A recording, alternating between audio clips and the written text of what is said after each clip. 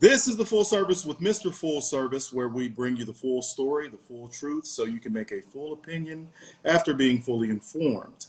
Today we have Officer Corey. Officer Corey, how are you? I'm good, brother. How you doing? I'm wonderful. As good as can be, huh? How long have you been in law enforcement? 8 years with my current agency. Before that, I did 5 years state corrections. So total between corrections and patrol, about 15 years. That's a long time in law enforcement, man. So you're a black man. My biggest question is, why did you choose to become a law enforcement officer as a black man? Isn't that going against the normal? Well, I've wanted to be in law enforcement since I was about 13, 14. Race never was the issue. It's weird now because growing up, we never really focused on race that much. I went to a mixed school. I was friends with goth kids. I was friends with the jocks. I was friends with everybody. So we never really focused on race. So I was fortunate for that. But another thing that really pushed me into there, I was arrested at 13 for luring and prowling. And my father, after, beat my ass, he wanted to push me towards a better group of individuals. So he signed me up for a Police Explorer program. And I met really cool law enforcement that was just there for the community, just hanging out. I got to see a different side. It wasn't just, robots and how a lot of people think law enforcement is. So and then about 14, I said, this is what I want to do. I'm very determined on things. Once I make my mind up on something, and if I say I'm going to do it, that's pretty much what I'm going to do. Yeah. You stick to your laurels, in other words. Yeah, it's funny enough. Like the first time, after about 2 months of dating my wife, I told her I'm going to marry her. So 10 years later, I can't say, I married my wife within a year. Now we've been together for 15 years. So I understand that, man. When you find the one, Oh, yeah. But let me ask you. So do you ever feel like, of course, again, as a black police officer, do you ever feel like that you were treated differently, not only by your colleagues, but by the community that you serve as well? Depends on, not so much by my colleagues. I mean, if somebody doesn't like me, they don't like me. It's not necessarily, I don't necessarily think it's because of that. It's just because. I get treated differently sometimes by the public in the sense of depends on what community I'm patrolling. If I'm patrolling a predominantly black community, it's hit and miss. Some of the older individuals will be more, oh, okay, it's a black cop. They'll be more inviting. And yes, my race does help me deal with certain people. My time as a detective, that helped me a lot. The area I patrol now is mostly Caribbean, Black Americans, Caribbean, Haitians, Jamaicans, and it's helped me. I've arrested racist people too that, they're just nerds. They're just nothing like, I imagine it didn't take that too well. Y'all couldn't have sent another officer to my house? Oh, no. So in those cases, my sergeant or dispatch will specifically send me. Oh, he's petty. Oh, yeah. I like him. They'll specifically send me, especially if they know that it's going to be an arrest. Oh, I'm going. Please send him. Please. Yeah. Please. So let me ask you, since you said the community was more inviting and things like that, has anything changed since BLM has really became more mainstream or popular? Yes, things have changed. I think the younger generation is more ACAB and more, let me rephrase that. The younger white generation is more ACAB. You'll still have, some hood motherfuckers be like, fuck 12, all that stuff, but it's still a certain level of respect. Yeah. You know, I've had people say, you know, fuck you, and I'll say fuck you right back, you know, and then I'll say, hey, we good? Or are we just gonna keep doing this? Yeah. I can, you know, And, feel that. you know, See, that's respect. You give what you get. exactly. So That's it. every time I come in contact with somebody, I usually treat them with respect. And how? Hold on a second. I'm getting a text message. Hold on. All right. Sorry about that. So I usually get. It depends. I've had people that I've arrested tell me thank you. You know, I've had people that. I remember one DUI I had, and it was this Hispanic guy, and I arrested him for DUI. I treated him with respect. I saw him a year later, and I pulled him over for a traffic violation. I didn't give him a warning, and he said to me, he's like, "Do you remember me?" I was like, "Bruh, no, I'm sorry. I think it's nothing against you, but nah, I don't know who the hell you are." You know, and he says, "You arrested me a year ago for DUI, and I want to let you know that I'm doing better. I have a job, and thank you." Yeah. And you know, you treating me like a human being, and that's what I'm here for. I was so happy. I told him, man, congratulations. I gave him a warning because I really don't write tickets. My ratio on tickets are like 80, 10, 80, 20, you know, 80, Yeah. you know, but it helped me understand that sometimes, you know, hey, I am doing something that's good. Yeah. Gave you that little morale boost, you know. Some people might have been tearing you down, right? Yeah. And I think law enforcement around the country has been getting that tear down. You know, one political party is using it as a tool to push forward their agenda. Not saying they want to get rid of law enforcement. It's just, you know, never let a good tragedy go to waste. And, you know, that's just how it is. You know, it's crazy that you just said that because you actually segued right into my next question. See, I have a hard line when it comes to BLM anyway. Like, I'm not a fan. I do believe BLM is a political organization that supports one side. And they really, like, I feel like black people are just, you know, collateral damage, so to speak. But my question is, why do you think that they have a tendency to always revolve around deaths that are questionable, like the George Floyd case, or even just recently the Ma'Khia Bryant case? Like things that actually could be questioned, like George Floyd, did he actually die?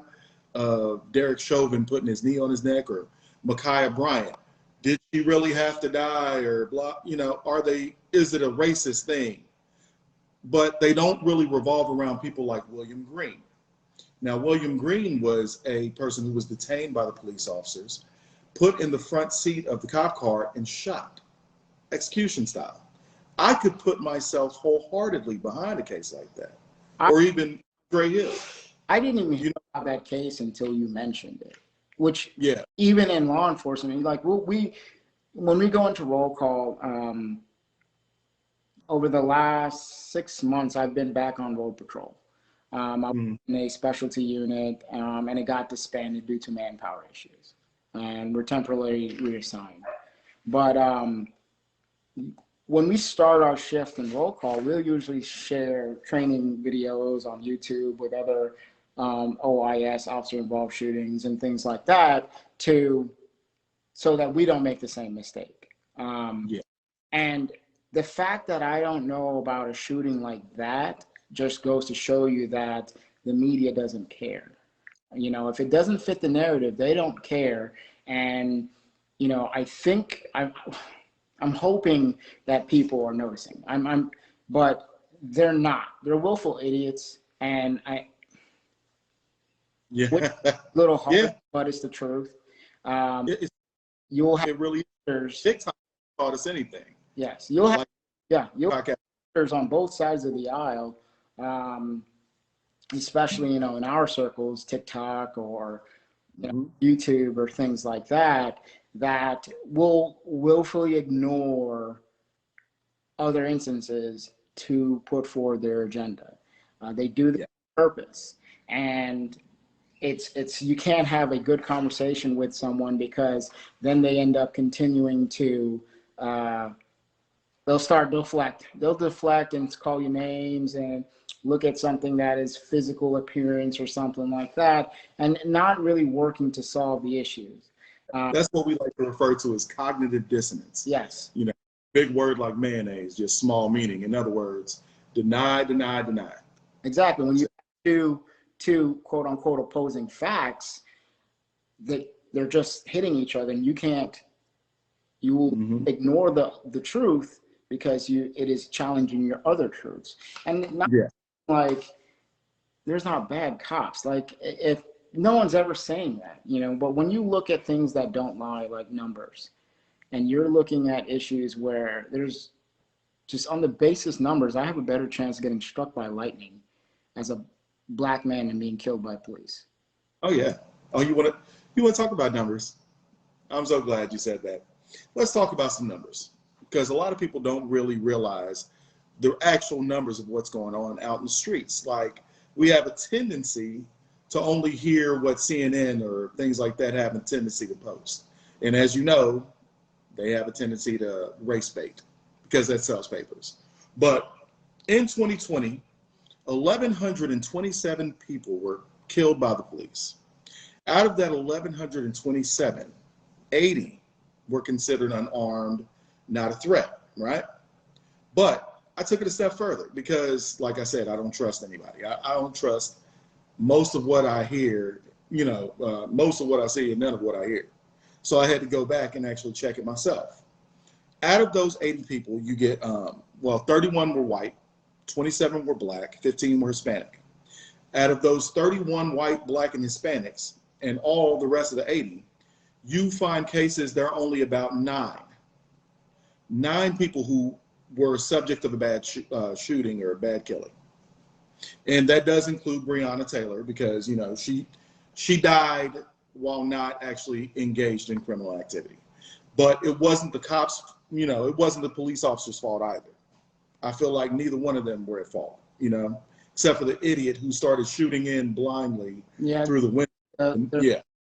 And, when you look at the reading on that one, there were a couple of officers who are like, "What's wrong with you? Are you good?" Before the shooting, like, he was very high. So they were super high. Yeah. But then that's not what they were trained for. They weren't a task force, they weren't SWAT or anything like that.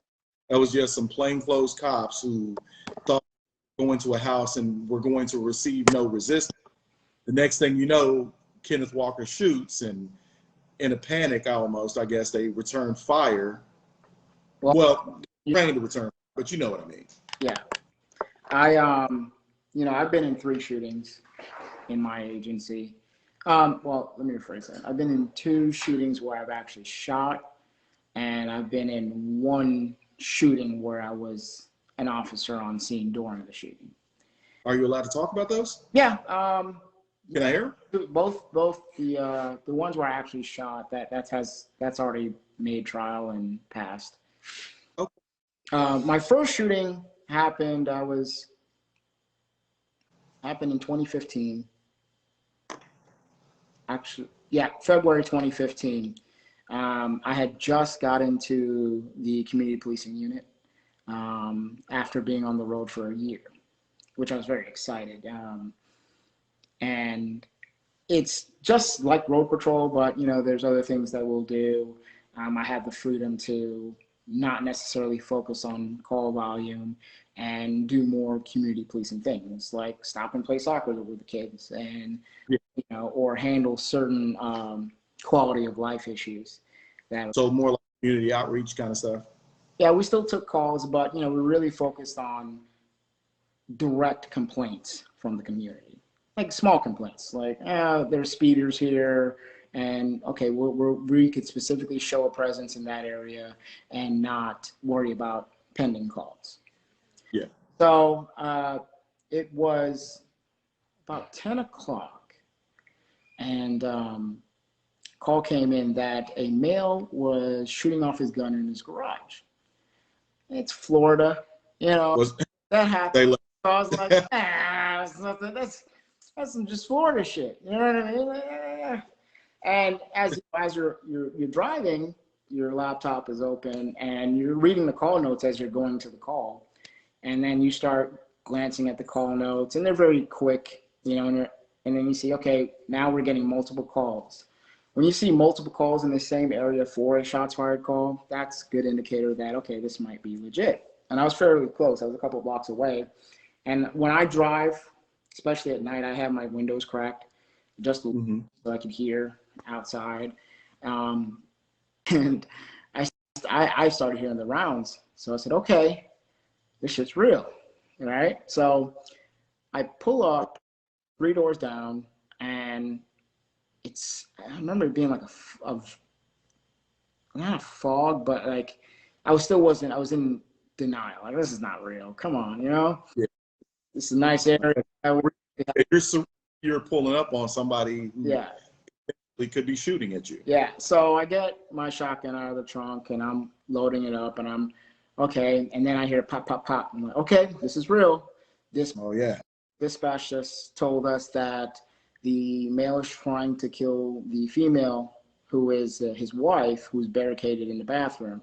And it's one of those sliding door bathroom doors, and him bursting through and actually jammed it. So couldn't really go into her. So dispatch is on the line, and they're hearing rounds go off and hearing her scream. She's in the bathtub with the dogs, you know. So we have, ever since Columbine, there is a no wait for active shooters.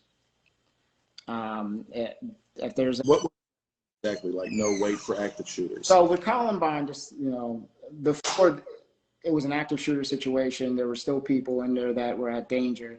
And before then, they were trained to secure the perimeter. And once the perimeter is secured, then they go in. So, or they'll wait for SWAT. We don't. They did it in the shooting down here in Broward County, and which that's end up having the sheriff being removed by Governor DeSantis. But regardless of the fact, so as I'm going up, I hear her screaming. I mean, I hear dispatchers telling me that she's screaming, and I hear shots. So I was going to say, okay, well, I'm the only one here. I'm about to make entry by myself. But I said to dispatch, where's my closest unit? And a buddy of mine, Matt, he's in SWAT now. He's like, oh, I'm right around the corner. I could hear his Crown Vic, because we had Crown Vics. And you hear that whole engine. Yeah. I was like, oh, okay. And I made my way around the garage door. And as soon as before I'm going, he screeches up, which you're not supposed to do. You're not supposed to park in front of the house, but, you know, I'm a firm believer everything happens for a reason. So he pulls up. We're at the as the garage door, you walk down the garage. The garage is right here. There's a wall, and then you walk up to the door. It's a double door. No, it's a single door that swung out, and then there's a pillar right here. So I look at him. I said, "Fuck it, we got to go in." I'm so hyped. Oh my gosh, it's real. You know, it's what I've been tricking. You know, and I kicked the door. Nothing. Kicked the door again. Nothing. I wasn't paying attention to the hinges, and the hinges were on the outside, so I could kick on that thing all day. It ain't going nowhere. Yeah. And I remember Matt pushing me on my shoulder. He pushed me, and I hit the wall. And he's like, "Get out of there!" He pushed me from his vantage point. He could see him through. He was watching the window, and he could see the guy coming towards the door. And he saw him with a gun in his hand. As soon as he pushed me, the guy started shooting through the door. Oh.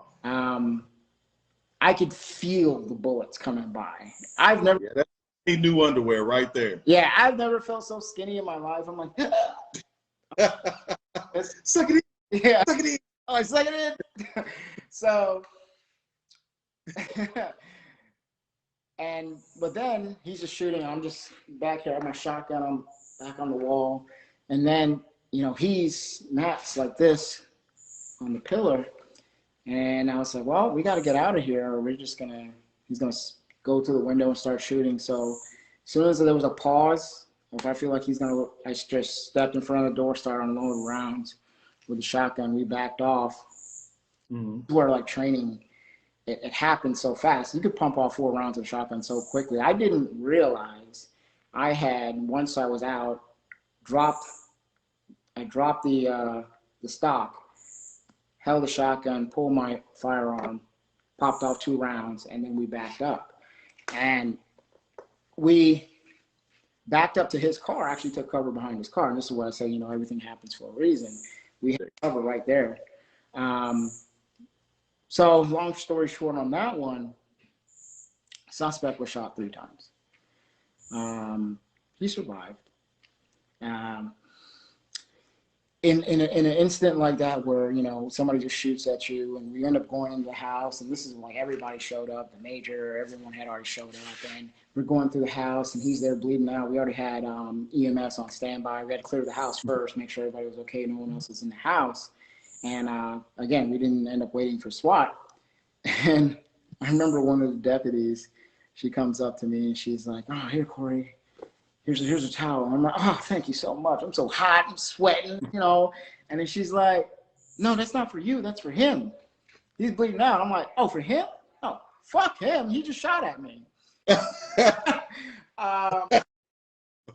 And this is where you need your other your other officers that are not necessarily, that were not shot at, to be like, "All right, Corey, I got it. I understand." And then they'll take over first aid. Yeah. And that they were, you know, optics, how that's going to look. Yeah. Like.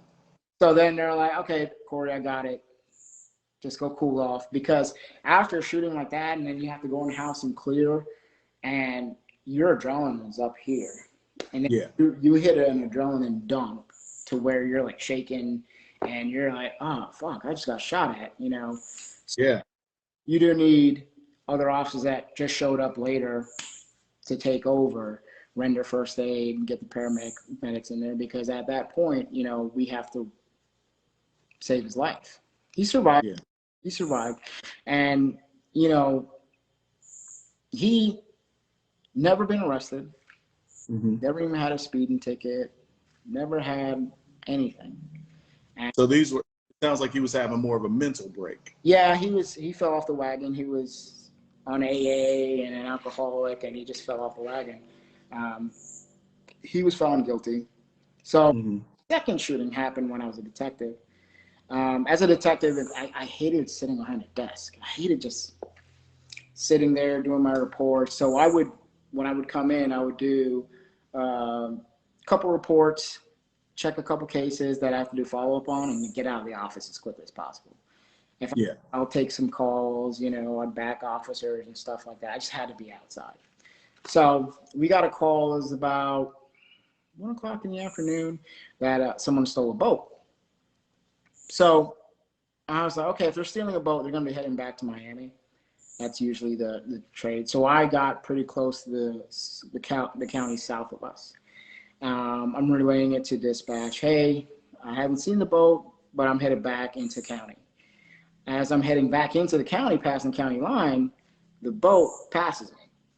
And the reason why it passed me, I made it there before him, was because he pulled off, because Miami has different rules in tying down boats and vessels than the county that I'm in. He had to add additional straps.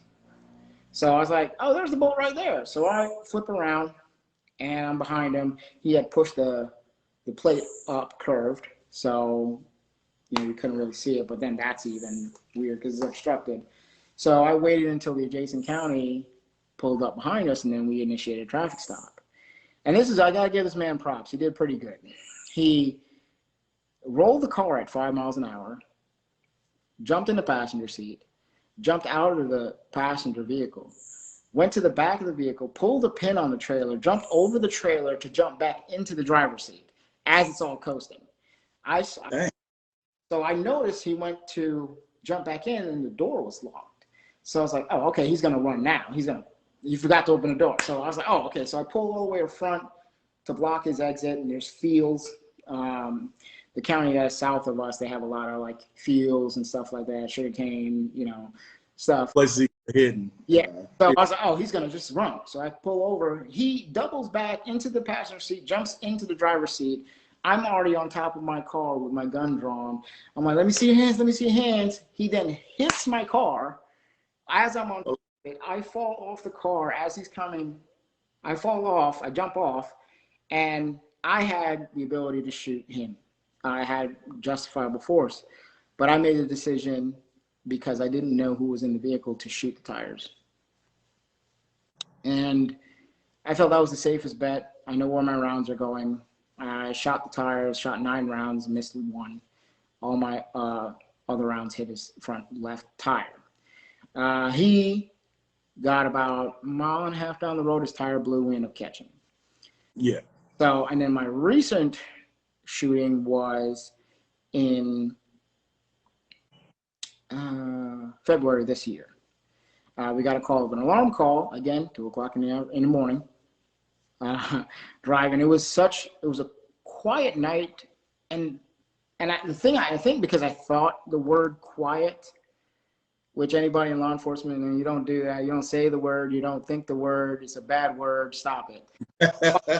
All that. None of that. So I thought, oh man, it's really nice. You know, I'm gonna go get something to eat real quick.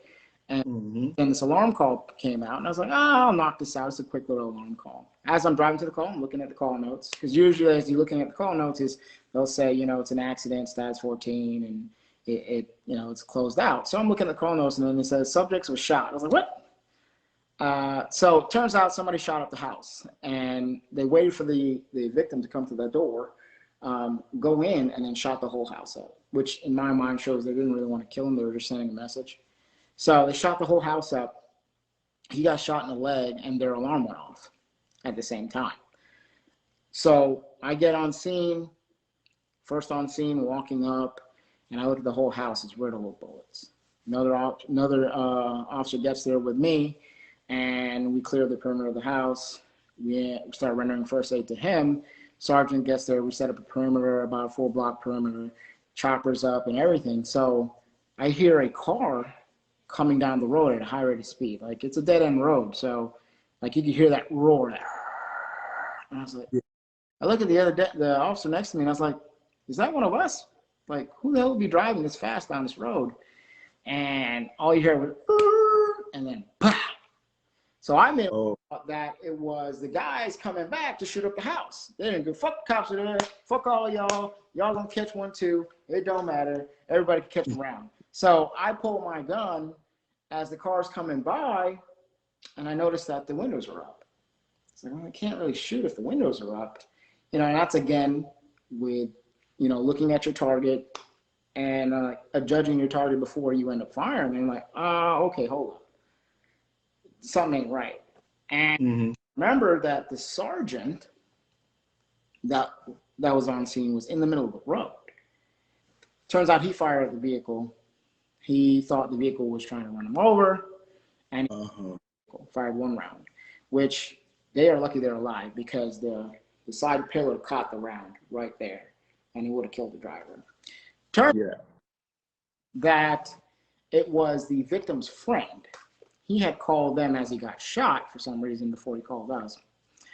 And his homeboy was like, oh, I'm drunk and I'm leaving the club now. I got a shit ton of guns. We're going to handle this. Yeah. So bad news is he's also a convicted felon. So I don't know why he had all them guns. And you don't think the cops show up first? You forget. So that's all 3. Man, that sounds like you've had some experience. I'm what they call a shit magnet. I tend to You're some shit. You're Murphy, basically. Yeah, Murphy. You're Murphy. Around me, and anything that could happen will happen around you, kind of person. Okay, I can feel that. You know, man. You know, society has made it to where they believe that police officers should have like superhuman reflexes and the thoughts faster than light and things like that. And, you know, to talk to you, you realize that you're human, you know, your adrenaline kicks up just like anybody else's. And, you know, your hands were probably shaking, sweating, and everything else. And I just want to say that, man, thank you. Thank you just for being a realist, you know, thank you for being a real person. But I wish everybody could get a chance to actually talk to a police officer. So maybe they could actually realize that you guys are just human too. Yeah. You guys want to go home at the end of the day, just like everybody else. I feel, and we're also getting like the newer, younger generation of law enforcement that are a little bit more woke, a little bit more liberal. Yeah. You know, actually, I was having a discussion with one on TikTok. He ended up blocking me, but I get that a lot. But you have to judge things with reasonableness, okay? And what another officer would do in the same situation, if put in the exact same situation. We had the one I was discussing with the other officer about, I think he was from Maryland or one of the northern departments. And even in one of his videos, he says, I'm so happy that I'm law enforcement in a democratically controlled area, which any other law enforcement that's watching right now, you're like, say what? But no, Baltimore, Chicago. Yeah. So there was an incident where it's a short clip. I think it was LAPD was taking somebody into custody. One of the officers had his gun out, pointed right at the guy's head. Finger was off the trigger, but gun was right here. He was sprawled out, and the other two officers were cuffing him. There were other officers drawn down on him, and they ended up pulling a weapon off of him. Okay. First thing I'm thinking, okay, what happened before that? In law enforcement, knowing that for that level of force, there had something that happened that they were looking for. Yeah, it always starts. The video never starts at the beginning. Yeah. Yeah, it always starts after things have already escalated. This other officer who was arguing that, oh, the cop should have never put his gun to the guy's head, and I'm like, okay, bad optics. I will agree with you there. It is bad optics. You know, he's like, well, what if the gun had gone off or something like that? And I was like, I get that. You know, you could do what ifs all day, okay? But it's bad optics. It wasn't illegal. He didn't violate the law or anything. He was taking somebody into custody with a firearm. And again, you don't know what happened necessarily before that. And this is another officer I'm talking to, and he's telling, well, if you think that's justified, you're wrong, and along the lines of that. I was like, I've never interacted with a woke officer before that doesn't necessarily understand nuance or doesn't understand optics. Yes, it looked bad, but at the end of the day, was it illegal? You know, and also too, where I have to talk to the general public. When you look at instances, you know, for instance, George Floyd, Chauvin fucked up. Oh yeah. You know, I was recently doing a psychological test for another agency, and the doctor we were talking, he's very smart, and we were talking. Well, obviously, he's a doctor, but not necessarily. Obviously, that's a big assumption. But obviously, so that really helped. But we were talking, and we actually talked about the George Floyd situation, and he said, you know, George Floyd fucked up. He said something interesting too that really got me to think about the other officers there.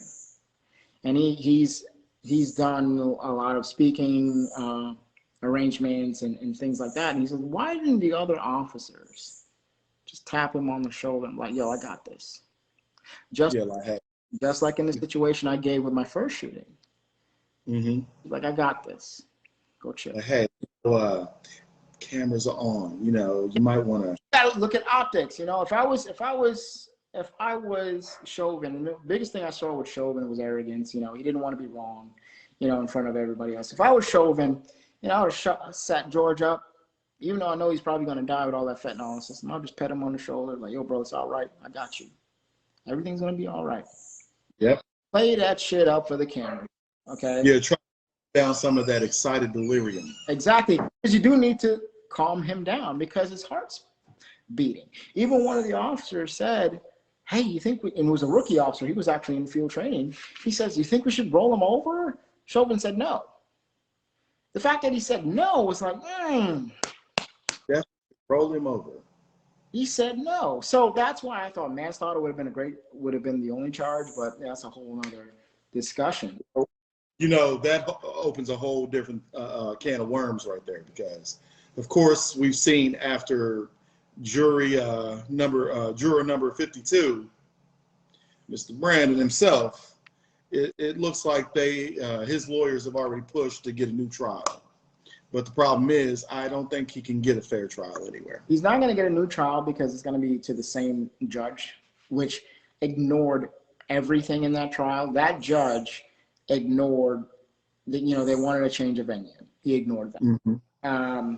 They wanted it's a question of juries. He ignored that.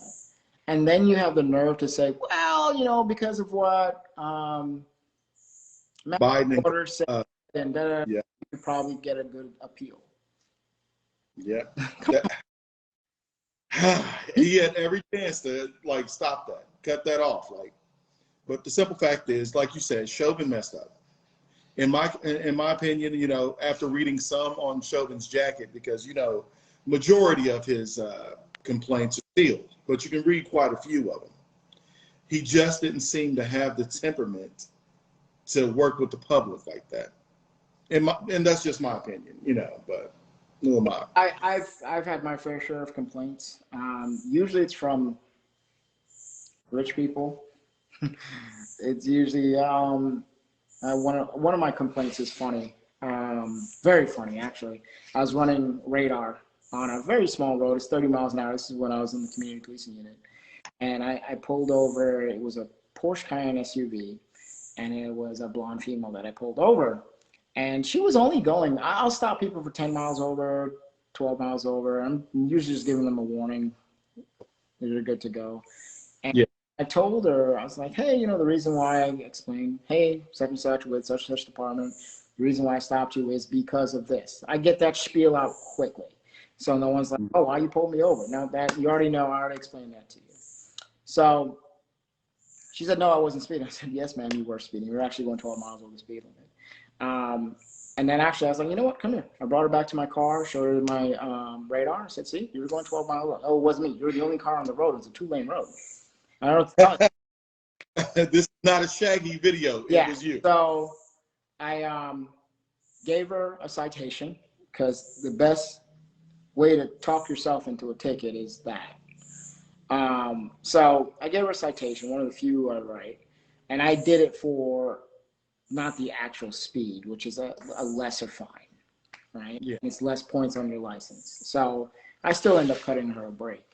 Still trying to be a good guy. So not 5 minutes after I pulled away from her, she had already called the department, called my sergeant, and my sergeant calls me about 10 minutes later and says, hey, did you stop this lady such and such? I was like, yeah, about 10, 15 minutes ago. She said, well, she said you were racially profiling her. And then I said, excuse me, Sarge? She's like, yeah, she said you were racially profiling her. And I was like, wow, I never heard driving while blonde. I don't think that's what that means. I don't think that's what that means. I don't know what to tell you. DWB, baby. DWB. Ain't that about? But see, that right there, okay. So that's why I have an issue when it comes to a lot of police complaints and racial profiling, because a few of them or a lot of them come from people like that. Yeah, and this is why my agency does not have body cameras, and this is why I'm a proponent for body cameras. I heard one saying, it says it keeps good cops good, and bad cops are gonna end up good. Yeah, or just not doing stuff. Good cops good and bad cops gone. Yeah. So, and that's what the overall agenda is, and I'm for it. Because bad cops, people think, I had one of my TikToks, somebody commented, I think it was my Gator TikTok, and somebody commented and said, "How many bad cops have you turned in?" I was like, Oh, is that a segue to the blue wall of silence right there? "Oh, we could do that." I said, "The fact that you think that there's such dirty cops that they'll just do planting drugs in front of every random officer, that's not reality." You mean so Training Day was just a movie? It was a good movie, but yes. It was an awesome movie. But we could segue into the blue wall of silence. Okay, so or for everybody, like I know what the blue wall of silence is or what it's supposed to be, but the question is it a real thing, or was it a real thing, and does it still exist? Definitely was a real thing. The blue wall of silence really came up, and it was more of a northern thing. Yeah, you had it in the South, but where cops would pick up for bad cops and hide things. And does it still exist now? Yeah. It would be foolish for me to say no. Okay. It would be foolish because nothing is an absolute. Yeah. Well, why not generalize on everything nowadays? Yeah. So, like, Chicago PD did have I think there is a blue wall of silence with small little cliques, where, yeah, an officer might ignore something minor that they won't go to the sergeant about, like, all right, hey, we just chased this car and didn't call it out on the radio for 3 blocks. Not saying I've done that, but not saying that's where you will have the blue wall of silence in the extent with smaller groups. And then you do have the groups that do illegal stuff. And it's usually 1 or 2 or 3 people that are in a very tight group. They know they could trust each other. And these are the ones that are, like in Chicago, they had a unit that was taking individuals, kidnapping them and taking them to black sites, like the military, and interrogating people. Or like years ago, actually when I was in high school, Hollywood PD had 3 officers that were, quote unquote, working for the mob for security. Wait, what? Yes. Turns out they weren't the mob, they were the FBI. Ah, yeah. Gotcha. So you do, to say that it doesn't happen, it does happen. But when I think blue wall of silence, I think that they're not, you won't have like a Blue Falcon.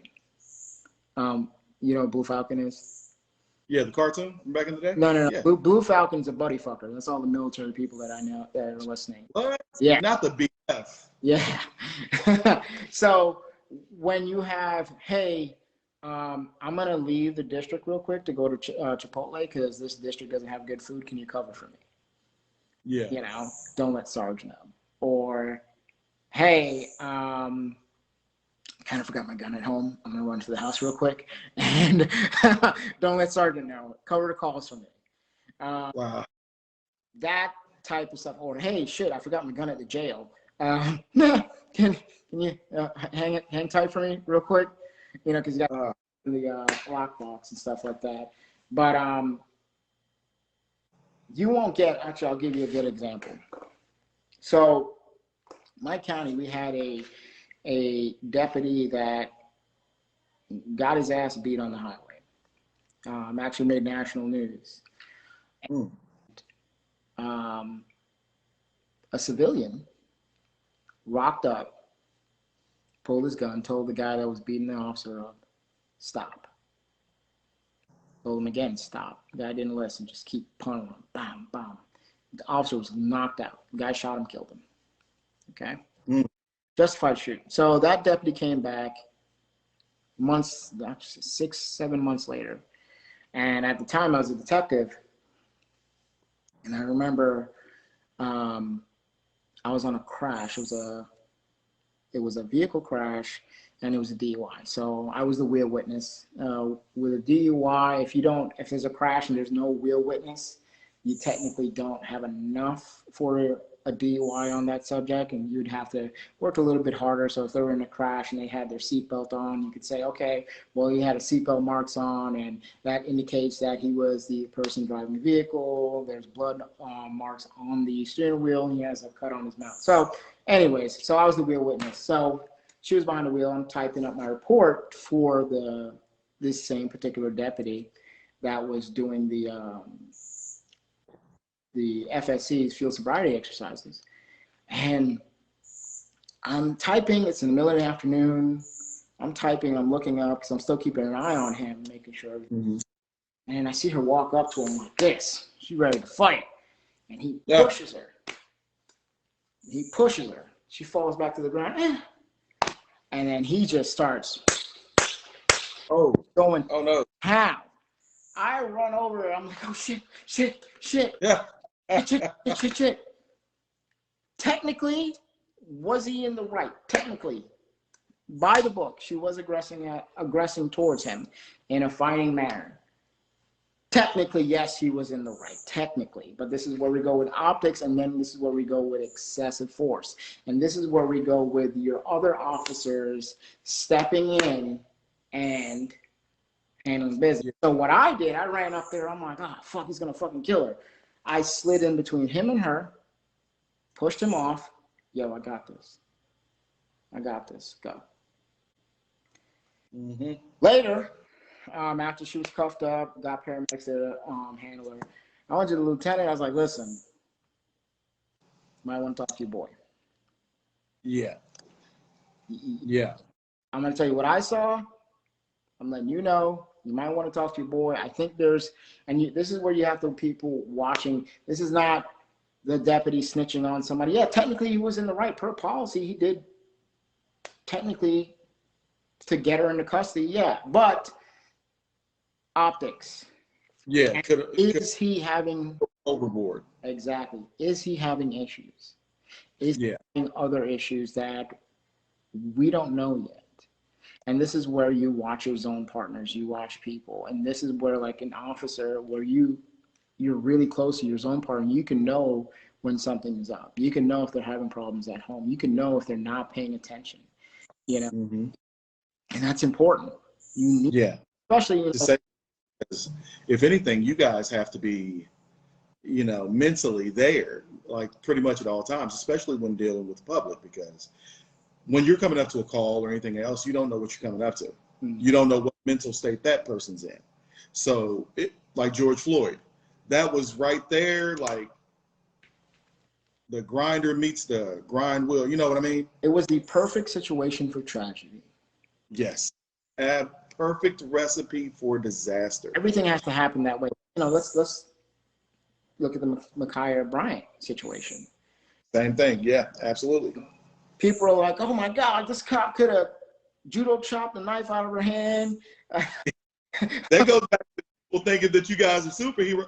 They don't watch too many movies. Yeah, we have movies. For speed, and to be able to judge a situation within 2 seconds. 2 seconds. 2 seconds. To be honest, I'm surprised he acted that fast. Yeah, you know what's crazy? I broke down that whole video from the time Ma'Khia attacked the first girl and the girl fell on the ground to where she turned and pivoted and went straight to the girl in the pink. Literally, that cop had less than 2 seconds to assess what was going on.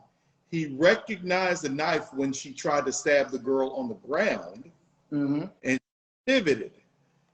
But as she was taking off, he could not have grabbed her. Like, he couldn't have grabbed her in that split second. So he pulls and says, down, down, down. I mean, literally. And while he's saying this, Ma'Khia has this girl pinned up against the car. Her and her dog, by the way. Her dog pinned up against this car with this knife about to just come in. And you have people now sitting there talking about, well, couldn't he have just tased her? Or couldn't he have just shot the knife? Or couldn't he have just shot her in the leg? Or one shot, it would have scared her. Right. Why aren't those things possible in this kind of situation? Because people watch too much movies. They think you know, like even in cops, there's situations where like things happen so fast. I don't really think like people, like, since there's no more cops, there's TV show, and people don't really get to see what happens all the time. And like, Thank you, culture. yeah, they don't realize that things happen so quickly that you have such a quick decision to make. Look at the Dante Wright shooting. Yeah, you know, Dante Wright. What? I personally believe that officer should get manslaughter, and I think she should plead guilty to manslaughter because that's what she should. At least negligent homicide or something. Yeah, because listen, you can't. We're in people's lives, and we don't have the time for a, oh shit, I fucked up. Nah. Oh yeah, y'all can't have. Yeah, like oops, my bad. Oh. Man, did I get you? Did I get you? Yeah. So, and it was clearly an accident. Anyone that thinks that it's not an accident doesn't really know anything about. No, she yelled out taser. They don't know gross motor skills and stuff like that. You know, just because, you know, yes, I've been in law enforcement for 15 years. I've handled multiple weapons, okay? But if you're not practicing every day, and the only time you practice is an in-service, okay? Your yearly qualification, that's the only time you pull your taser to test fire it, okay, to make sure it works every day. If before I go to work, I'm pulling my handgun 10 times, I'm pulling my taser 10 times. I do a cross draw with my taser. My taser sits right here and I do a cross draw. Okay. Absolutely. So I still have motor skills. And sometimes where I'm putting on my belt and I'm like, this draw doesn't feel right. And I have to adjust my holster up or back depending on what this things shift, you know. Yeah, they move around. Or we have an extra slice of pie that we shouldn't. Yeah, you know, or I've been to the gym or I've been on a long Tampa vacation. Yeah, those good old jelly-filled donuts. Yeah. So, listen, we're already an hour in, so I'm going to ask you one more question. As you noticed throughout since 2013, 2014 to now, there has been a significant rift starting to develop between law enforcement and the community. Now, how do you think we can go about to fix this kind of rift? Because to me, I think it's more dangerous to leave something like that, because really, you turn good people into suspects. What I mean is, what happens when now everybody's afraid of law enforcement? Anytime you get pulled over or stopped or questioned, you're going to start to behave as if you're doing something you shouldn't be doing. And that's only going to put the law enforcement officer in you know, a defensive mode, so to speak. So I want to try to tear down these narratives. How do you think we can actually fix this rift? Oh, that's a whole lot to address. That's a hard question, right? I would say that, you know, many agencies have ride-along programs. But if you're looking at particularly the urban community outreach, you need them to be actively involved in the law enforcement. That's how it used to be, you know. So you mean like community leaders actually coming out in support of law enforcement? Supporting law enforcement, and to have law enforcement leadership to where they say, you know, let's all sit down and see what we can do. Hey, and also community leaders going out to their communities and say, hey, you know, remember that skit, Chris Rock, How Not to Get Your Ass Kicked by the Police? Great. There's certain things that is going to lead you down that path. I want to stop that. Yeah. But law enforcement and the community, law enforcement needs to keep doing what we're doing, because we're the only ones in these communities. You know, like this is when people are talking about, you know, law enforcement doesn't care about Black people.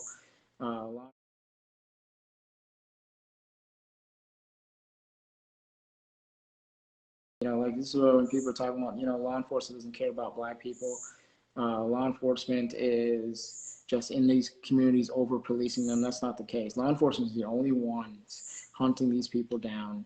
Okay, these people that drive by, that are trying to terrorize this community, shooting little kids up in a McDonald's drive-thru.